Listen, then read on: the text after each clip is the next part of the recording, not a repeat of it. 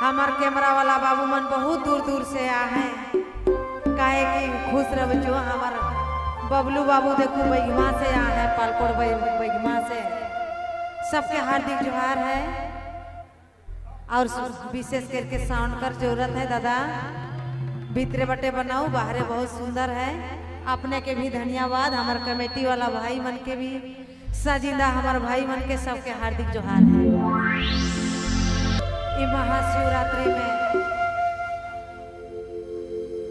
मंडा अच्छा शिवरात्रि मंडा पूजा में जेते उपस्थित माए बाप भाई भाई इस साउंड साला हमार होशे खराब कर दिले। देखी दादा तनी मदद करू भाई अपने मन के हार्दिक जोहार है सब भाई बहन के अपने नहीं सेट करे लाइए लेट है। हेलो अच्छा लाइन में आवत है धीरे धीरे और थोड़ा सा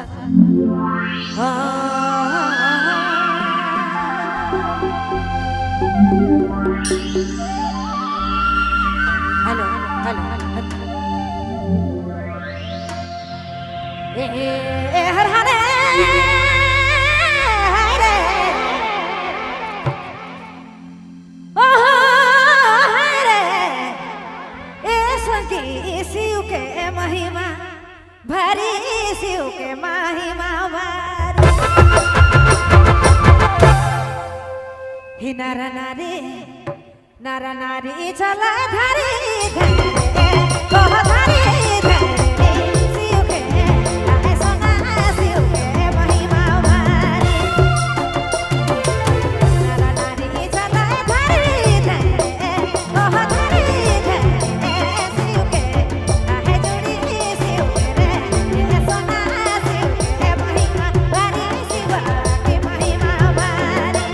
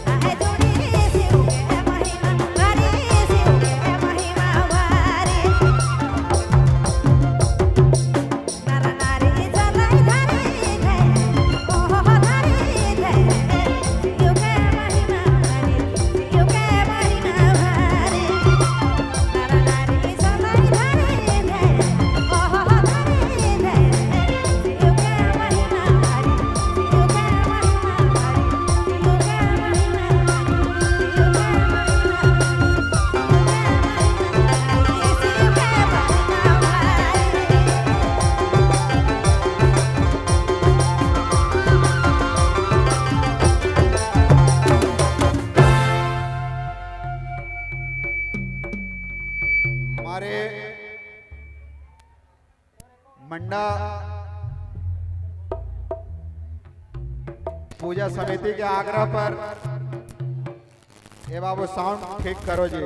और पीछे से देखो यूट्यूबर लोग का शिकायत है, कैमरा वैमरा नीचे कर लो, नहीं तो सबको हम हटवा देंगे।